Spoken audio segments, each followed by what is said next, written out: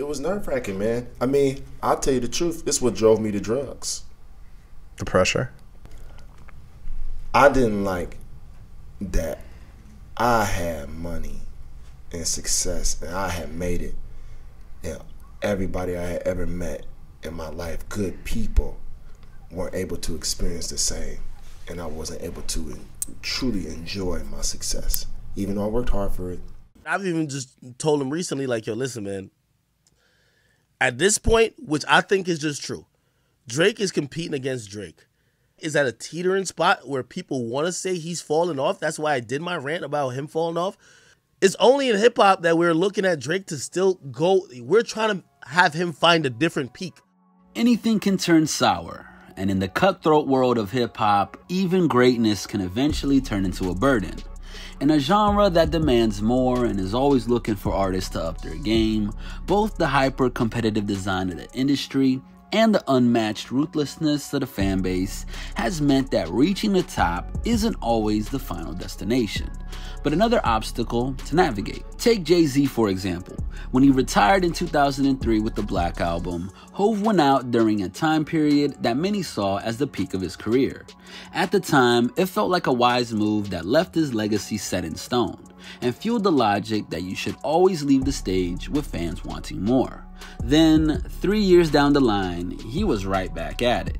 Something, when you love it, is always tugging at you and itching, he said as he returned with the 2006's Kingdom Come. I started fumbling around to see if it felt good.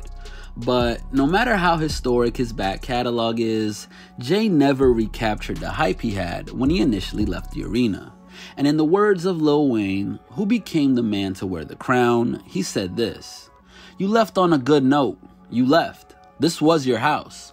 All the people in the house, all the artists were saying, yo, this is Jay's house. He's bowing out gracefully. We all say he's the best. All the players say, you the coach, you the best. We love it. You bowed out." Sure enough, within a year of his re-entering the booth, his American Gangster album saw Hov produce a bar that summarized the mentality that only those who've touched the top of the mountain will understand. What do I think of success? It sucks. Too much stress. Left in a cycle of trying to outdo themselves, hip-hop's biggest names often begin chasing the ghosts of their past victories. For this example, look no further than the chatter surrounding Drake's upcoming album, Certified Lover Boy. Regarded as the industry's biggest commercial star of all time, Academics paints what Drake is now experiencing. I've even just told him recently, like, yo, listen, man. At this point, which I think is just true, Drake is competing against Drake. Is at a teetering spot where people want to say he's falling off. That's why I did my rant about him falling off.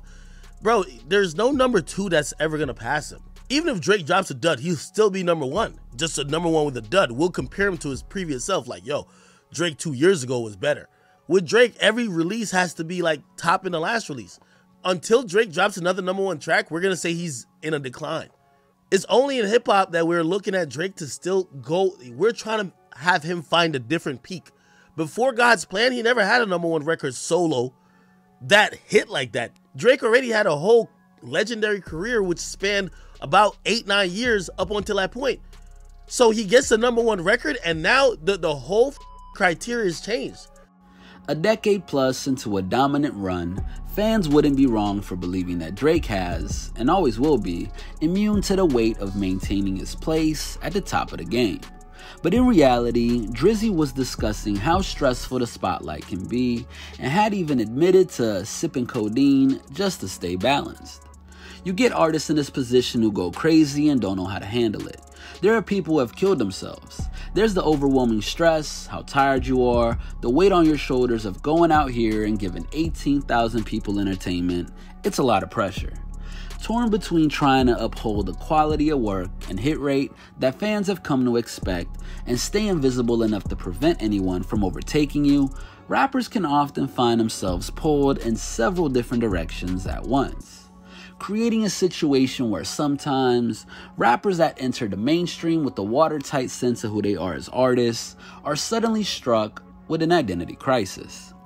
For Kendrick Lamar, the Compton MC viewed by many as the consensus voice of the generation, the desire to live up to the lineage of artists that came before him was a constant presence when he was on the come up. For the moment I started writing raps, I was always aware of the pressure, he informed GQ. I always wanted to live up to how huge Snoop got, how huge Dre got, how huge Pac got. I was always aware, but by the time I got the pressure, it was a whole new story. After the release of Good Kid, Mad City, the man would become known, as Kendrick had, on the surface, fulfilled his dreams. But in doing so, his ability to savor his status as the new crown prince of conscious hip-hop was impeded by feeling like he'd lost touch with how he was before the fame. By the time that he came to follow up his acclaimed debut with To Pimp a Butterfly, the poignant You saw Lamar channel the difficulty in separating how he sees himself as a human being and the expectations that others place on his shoulders. During an in-depth interview with Rob Markman, he spoke about how the journey to worldwide fame left him battling both depression and survivor's guilt. But ultimately, he uses art to work through all of his demons. This is how artists deteriorate if you don't catch yourself. Psychologically, it messes your brain up because you live in this life, you know what I'm saying, but you still have to face realities of this. I gotta get back off that tour bus and go to these funerals. With money and with my celebrity, how can I use it? How can I pimp it? Can I pimp it negatively, or can I pimp it in a positive way? Positive for me is showing what I go through, showing what I've been through. Torn between who he's expected to be as one of hip-hop's leading voices and the person he was before the fame, Kendrick is a testament to the fact that to avoid squandering your potential to leave a legacy, there needs to be coping mechanisms in place. Often mentioned in the same breath as K-Dot, J. Cole is a prime example of refusing to be consumed by the pressure of being in top 5 conversations and carrying on as if it's just business as usual. On top of living modestly and retaining his grounded life in his home state of North Carolina, as opposed to moving to the hustle and bustle of LA and New York, an interview with Angie Martinez saw Cole discuss how he employs mindfulness to prevent other people's viewpoints from becoming his own. Really, the only thing I consistently do is I do my breathing. It works for me, you know what I mean? Like I have a style and a technique that I use for myself. What I do in the room before a show is different than what I do at home. I want to become disciplined to where it is a part of my life every day. When things are good or things are a little stressful. I don't want to be like a slave to my thoughts. Yes. You know what I mean? Like I don't want to, and I feel like that's how I've been living my life. 98% of my thoughts ain't even my thoughts. It's something I seen on Twitter, heard on TV, something my mom told me when I was younger. If you catch yourself doing it again, just enjoy the fact that you can even recognize that it's hard.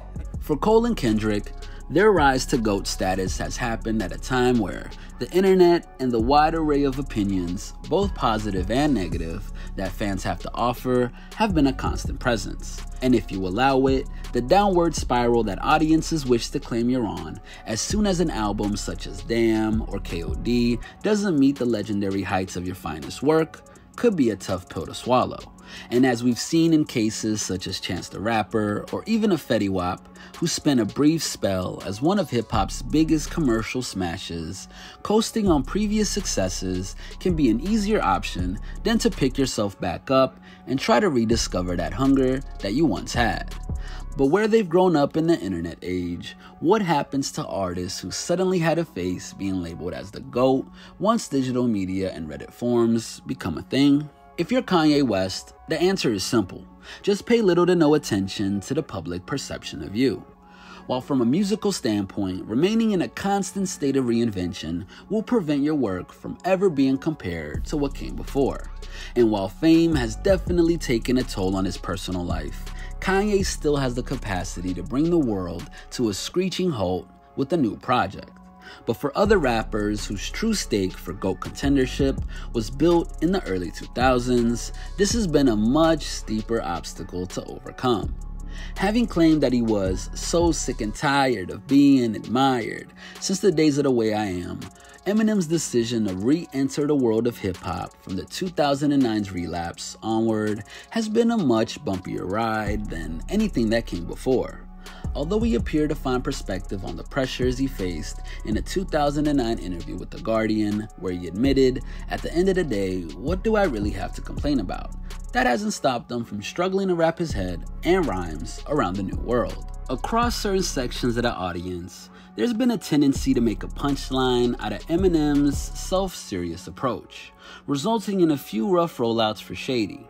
But over time, he's begun to step out of what he equated to hip-hop's natural order to reintroduce himself to a new generation, complete with Cole Bennett videos and co-signing rising artists ranging from Young M.A. to Joyner Lucas.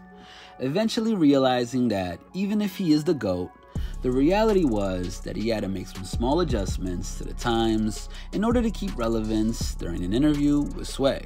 I remember a time in hip hop where you had to be so different from the next person or you were trash. There's a shift somewhere that happened that if it doesn't sound like everything else, then it's trash automatically.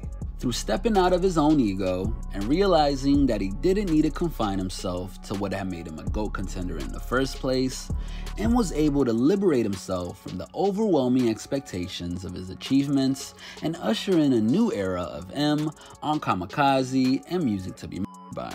But other times, when a lot of time passes and the claims of your GOAT status reach the point of mythology, the praise can be just too much to overcome.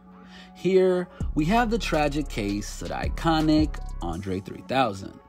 Rather than making him feel self-assured in his skills, 3 Stack's appearance on Rick Rubin's Broken Record podcast saw him admit that he's been left creatively paralyzed by it all. My focus is not there. My confidence is not there. I hadn't been motivated to do a serious project. I'd like to, but it's just not coming. In my own self, I'm trying to figure out where do I sit. You know, I don't even know what I am, and maybe I'm nothing. Maybe I'm not supposed to be anything. Maybe you know, my history is kind of handicapping in a way. Left to wrestle with a reputation that is flattering but impossible to really believe, what all artists that have entered the GOAT discussion have in common is that to carry on, they have to separate themselves from the world's perception to avoid being tangled up in its expectations.